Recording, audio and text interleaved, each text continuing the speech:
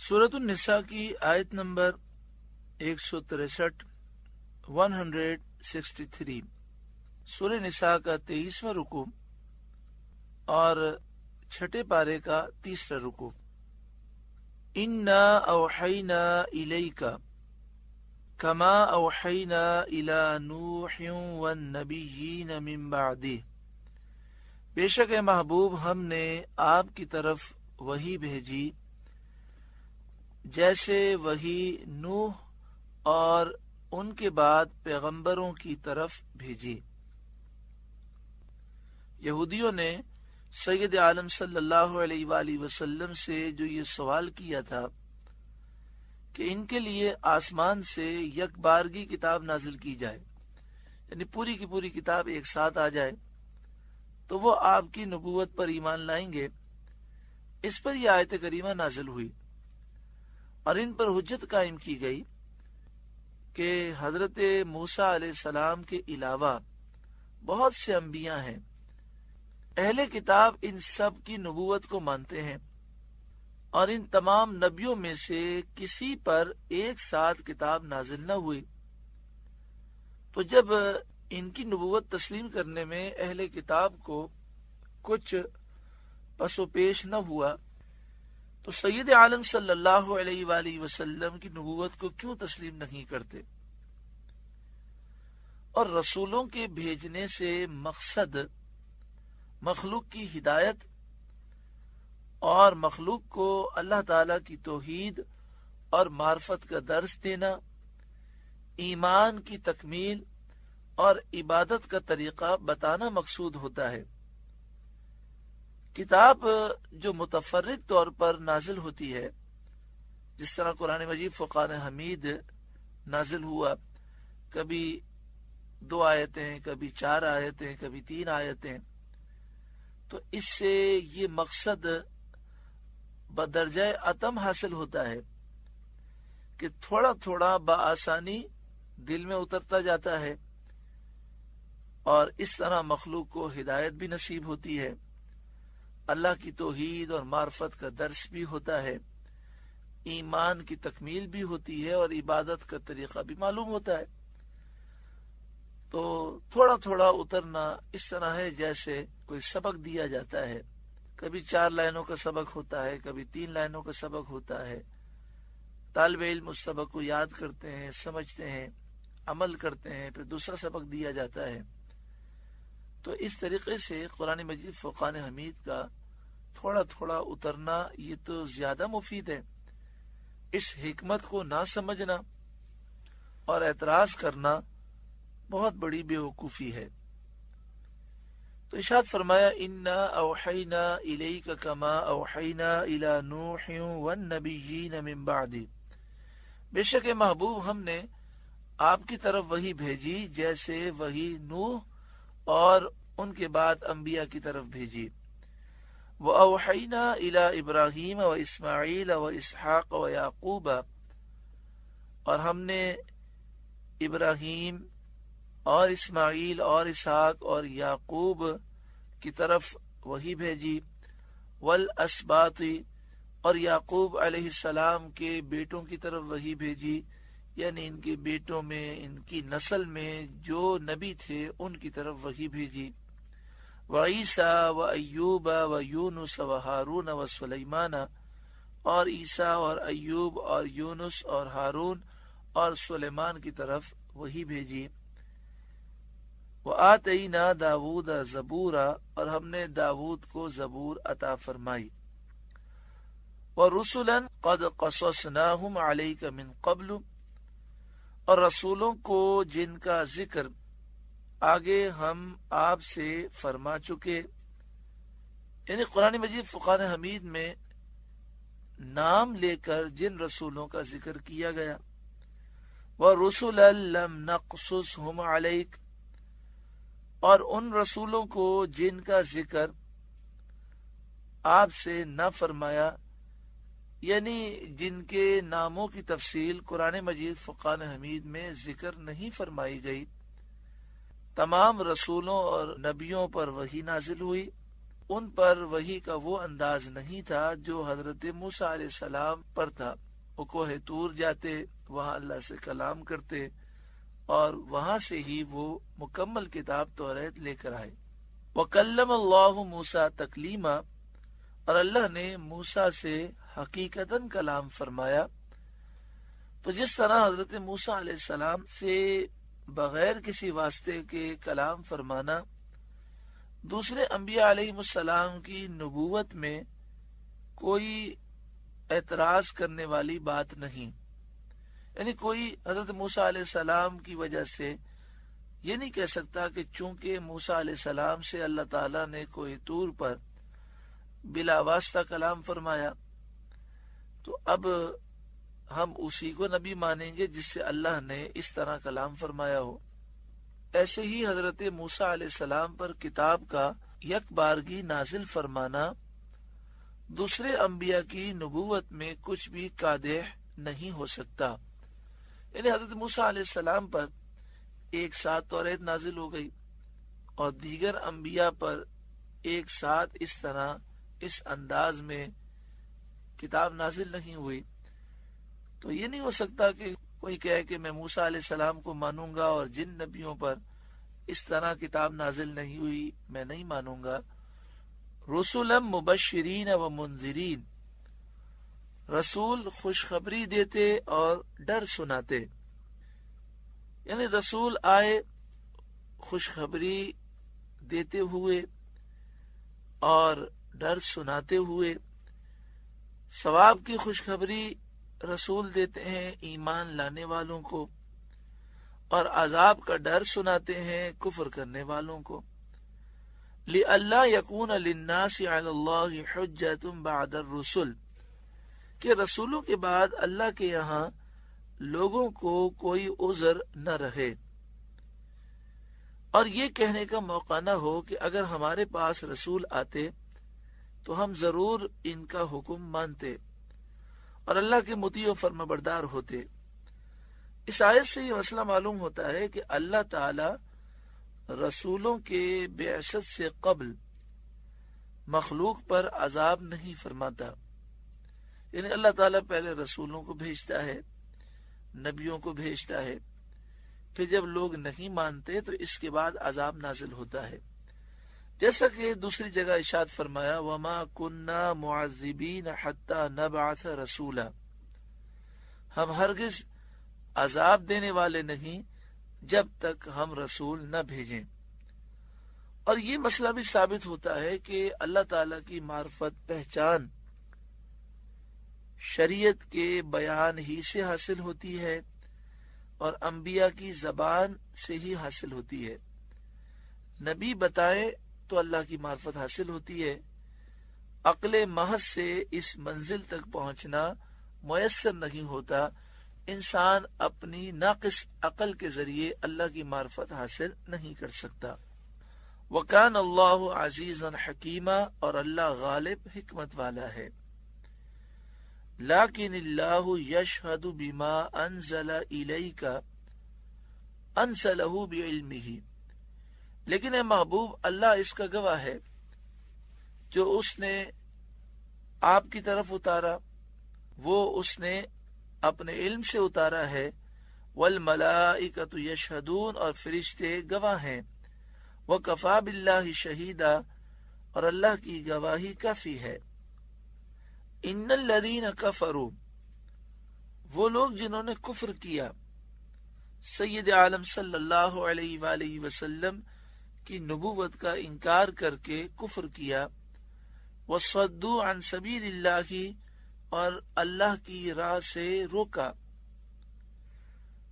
حضور صلی اللہ علیہ وآلہ وسلم کی نعت اور آپ کی صفات چھپا کر اور لوگوں کے دلوں میں شبہ ڈال کر، جن لوگوں نے لوگوں کو سیدھی راہ سے روکا، قد ضلوا ضلالا بعیدا، بے شک وہ دور کی گمراہی میں گمراہ ہو گئے، دور کی گمراہی میں پڑے یعنی برباد ہو گئے۔ ان الذین کفروا، بے شک جنہوں نے کفر کیا اللہ کے ساتھ کفر کیا، اللہ کا انکار کیا، وہ ظلموا اور حد سے بڑھے، یعنی اللہ کی کتاب میں نبی اکرم صلی اللہ علیہ وآلہ وسلم کی اوصاف بدل کر اور آپ کی نبوت کا انکار کر کے وہ حد سے بڑھے، لم یکن اللہ لیغفر لہم، اللہ ہرگز انہیں نہ بخشے گا۔ اس سے مراد یہ ہے کہ جب تک وہ کفر پر قائم رہیں گے اس وقت تک بخشش نہ ہوگی۔ ہاں، جب توبہ کر لیں گے اور ایمان لے آئیں گے تو انہیں بخش دیا جائے گا، مگر موت کے فرشتے وہ دیکھ لیں، پھر ایمان لائیں گے، توبہ کریں گے تو ان کی بخشش نہ ہوگی۔ جس کا خاتمہ کفر پر ہوا وہ ہمیشہ جہنم میں جلتا رہے گا۔ وَلَا لِيَهْدِيَهُمْ طَرِيقًا، اور اللہ انہیں کوئی راستہ نہیں دکھائے گا، الا طریق جہنم، مگر جہنم کا راستہ دکھائے گا، یعنی اللہ تعالیٰ انہیں جہنم ہی کا راستہ دکھائے گا اور انہیں جہنم ہی میں لے جایا جائے گا۔ خالدین فیہا ابدا، کہ اس میں ہمیشہ ہمیشہ رہیں گے۔ وکان ذلک علی اللہ یسیرا، اور یہ اللہ کو آسان ہے۔ یا ایھا الناس، اے لوگوں، قد جاءکم الرسول بالحق من ربکم، تمہارے پاس یہ رسول حق کے ساتھ تمہارے رب کی طرف سے تشریف لائے، یعنی سید انبیاء محمد مصطفیٰ صلی اللہ علیہ وآلہ وسلم تمہارے پاس حق لے کر آئے ہیں، تمہارے رب کی طرف سے آئے ہیں۔ فآمنوا خیرا لکم، تو ایمان لاؤ اپنے بھلے کو، یعنی ایمان لے آؤ تمہارا بھلا ہوگا، دنیا بھی سنور جائے گی اور آخرت بھی سنور جائے گی۔ وَإِن تَكْفُرُوا، اور اگر تم کفر کرو اور سید انبیاء محمد مصطفیٰ صلی اللہ علیہ وآلہ وسلم کی رسالت کا انکار کرو، تو اس میں سید انبیاء صلی اللہ علیہ وآلہ وسلم کو کچھ نقصان نہ ہوگا، اور اللہ تمہارے ایمان سے بے نیاز ہے، تمہارا اپنا نقصان ہے۔ فَإِنَّ لِلَّهِ مَا فِي السَّمَاوَاتِ وَالْأَرْضِ، تو بے شک اللہ ہی کا ہے جو کچھ آسمانوں اور زمین میں ہے۔ وَكَانَ اللَّهُ عَلِيمًا حَكِيمًا، اور اللہ علم و حکمت والا ہے۔ یا اہل الکتاب، اے اہل کتاب، اے کتاب والوں، لا تغلو فی دینکم، اپنے دین میں زیادتی نہ کرو، غلو نہ کرو، اپنے دین میں اضافہ نہ کرو۔ ولا تقولوا علی اللہ الا الحق، اور اللہ پر نہ کہو مگر سچ، اللہ کے بارے میں وہی بات کہو جو سچی ہے۔ یہ آیت عیسائیوں کے بارے میں نازل ہوئی جن کے کئی فرقے ہو گئے تھے، اور ہر ایک حضرت عیسیٰ علیہ السلام کی نسبت الگ کفری عقیدہ رکھتا تھا۔ نستوری آپ کو اللہ کا بیٹا کہتے تھے، یہ عیسائیوں کا ایک گروہ ہے جو حضرت عیسیٰ علیہ السلام کو اللہ کا بیٹا کہتا ہے۔ مرقوسی کہتے تھے کہ وہ تین میں سے تیسرے ہیں، یعنی تین خدا ہیں اور تین خدا میں سے تیسرے خدا حضرت عیسیٰ علیہ السلام ہے۔ اور اس کلمے کی توجیہات میں بھی اختلاف تھا۔ بعض کہتے تھے کہ تین اقنوم ہیں، تین ذاتیں ہیں، باپ، بیٹا، روح القدس۔ باپ سے مراد وہ اللہ تعالیٰ کی ذات لیتے، بیٹے سے مراد حضرت عیسیٰ علیہ السلام، اور روح القدس سے وہ کہتے تھے کہ جو حضرت عیسیٰ علیہ السلام میں حیات داخل ہو گئی، حلول کرنے والی جو زندگی ہے وہ مراد لیتے تھے۔ تو ان کے نزدیک خدا تین تھے، اور اس تین کو وہ ایک بتاتے تھے۔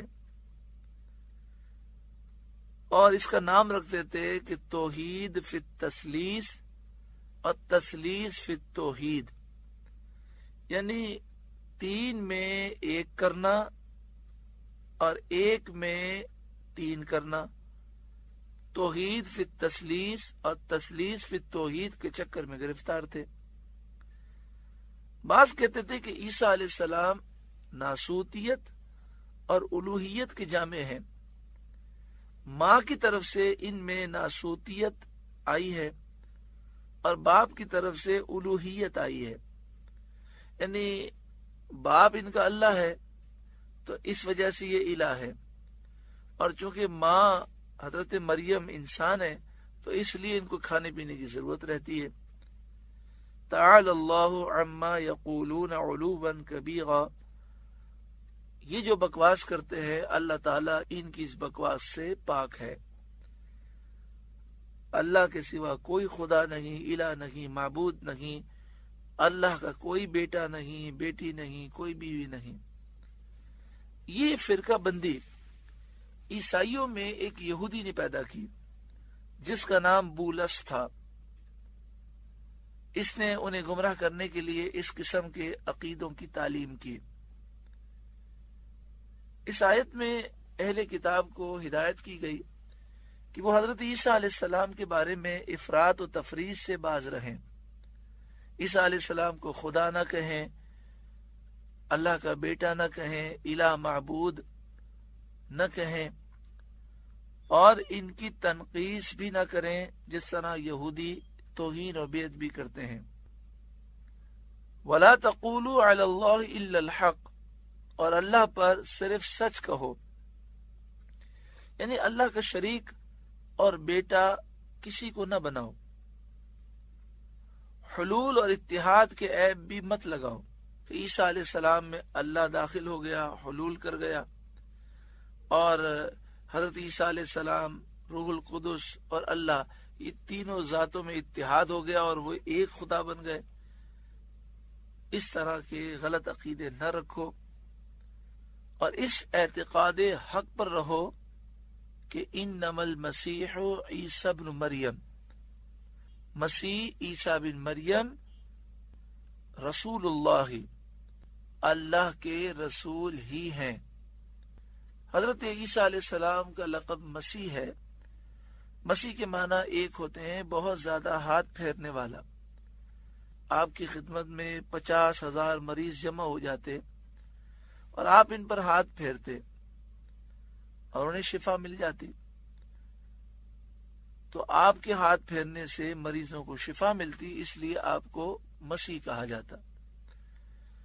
عیسیٰ بن مریم، بن مانے بیٹا، مسیح عیسیٰ جو کہ مریم کے بیٹے ہیں، یہی آپ کا نسب ہے، اس کے علاوہ اور کوئی نسب مت بیان کرو۔ عیسائی کہتے تھے کہ اگر ان کا کوئی باپ نہیں ہے تو پھر نسب کیسے بیان ہوگا؟ تو فرمایا ان کا نسب یہ عیسیٰ بن مریم، مریم کے بیٹے ہیں، بغیر باپ کے پیدا ہوئے۔ رسول اللہ، وہ اللہ کے رسول ہی ہیں، وہ خدا نہیں ہے، الہ نہیں ہے، معبود نہیں ہے، اللہ کے بیٹے نہیں ہیں۔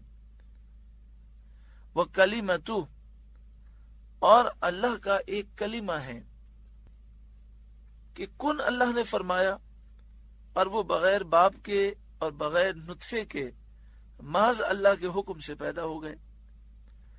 القاہا الی مریم، کہ اللہ نے اسے مریم کی طرف بھیجا، اس کلمے کو اللہ نے مریم کی طرف ڈالا۔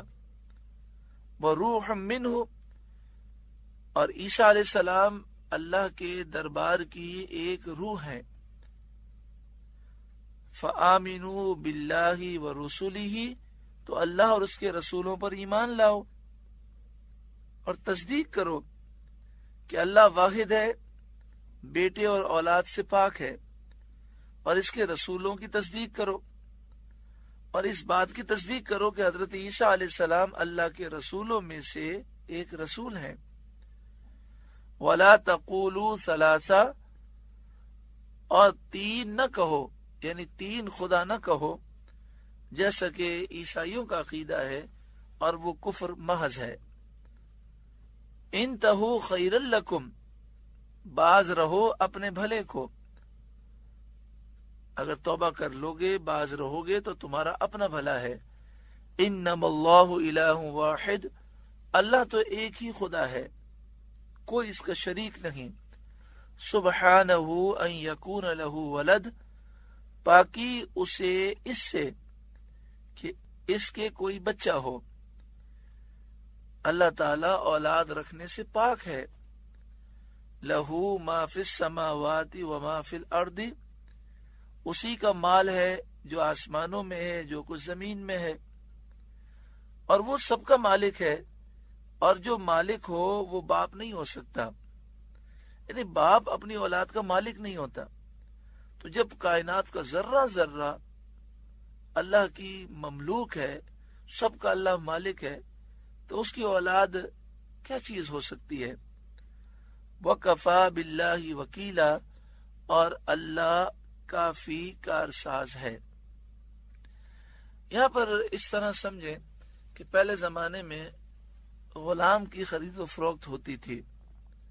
کبھی کبھی ایسا ہوتا تھا کہ بعض لوگوں کے بچے کھو جاتے تھے، اغوا ہو جاتے تھے، پھر وہ اپنے بچوں کو بھول جاتے تھے، اور غلاموں کی خرید و فروخت ہوتی تھی۔ کوئی کسی غلام کو خریدتا اور اتفاق سے اسے معلوم ہو جاتا کہ یہ تو میرا اپنا بیٹا ہے، تو شرعی مسئلہ یہ ہے کہ بیٹا انسان کا غلام نہیں ہو سکتا، انسان اپنے بیٹے کا مالک نہیں ہو سکتا۔ حدیث پاک میں بھی ہے کہ اگر کوئی اپنے اس طرح کے قریبی رشتہ دار کو خریدے تو خریدتے ہی وہ غلام آزاد ہو جائے گا۔ تو اگر کسی نے اپنے بیٹے کو خریدا اور خریدنے کے بعد یہ پتہ چلا کہ یہ تو میرا بیٹا ہے، تو وہ آزاد ہو جائے گا، کیونکہ بیٹا باپ کا غلام نہیں ہوتا، باپ کی مملوک نہیں ہوتا، باپ اس کا مالک نہیں ہوتا۔ تو جب پوری کائنات کا ذرہ ذرہ اللہ کی مملوک ہے، اللہ سب کا مالک ہے، تو یہ سمجھایا جا رہا ہے کہ اس کا کوئی بیٹا نہیں، اس کی کوئی بیٹی نہیں۔ سبحانہ ان یکون لہ ولد، پاکی ہے اسے اس سے کہ اس کے یہاں کوئی بچہ ہو، اس کی کوئی اولاد ہو، اللہ اس سے پاک ہے۔ لہو ما فی السماوات وما فی الارض، اسی کا مال ہے جو آسمانوں میں ہے اور جو کچھ زمین میں ہے، تو اس کی اولاد کون سی چیز ہو سکتی ہے؟ وَكَفَى بِاللَّهِ وَكِيلًا، اور اللہ کافی ہے کارساز۔ اللہ تعالی ہم پر کرم فرمائے۔ سورہ نساء کا رکوع نمبر 23 مکمل ہوا۔ اللہ تعالیٰ اس رکوع کے نور سے ہمارے ظاہر باطن کو، ہمارے قلوب کو روشن اور منور فرمائے۔ اللہ اللہ اللہ